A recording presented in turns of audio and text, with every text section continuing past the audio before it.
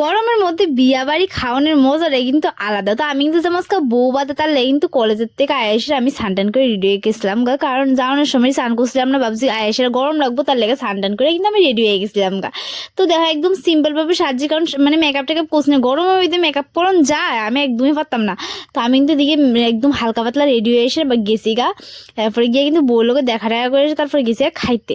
দিয়ে কিন্তু প্রথমে দিয়ে দিচ্ছিল ডাল, ঝুরি আলু ভাজা, তারপরে দিয়ে দিছিল কিন্তু বেগুনি, তারপরে ঘন্ট দিছে। আর ট্যাংরা মাছটা এত টেস্টি হয়েছে কি তা কইতাম, আমার তো এত টেস্টি লাগছে। তারপর বড় মাছটা একদম ভালো লাগছে না, তো বড় মাছটা আমি বাদ দিয়ে দিছি। আর আসিল কিন্তু মাটন, মানে সেই টেস্টি লাগতেছিল, মানে সেই টেস্টি হয়েছিল তরকারিটা।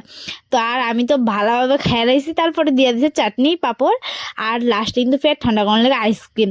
খাওয়া দাওয়ার পরে কিন্তু যে একটা গরম লাগছে, তারপর কিন্তু শেষ করে খাওয়া দাওয়া এবার বাড়ির দিয়ে রওনা দিচ্ছি।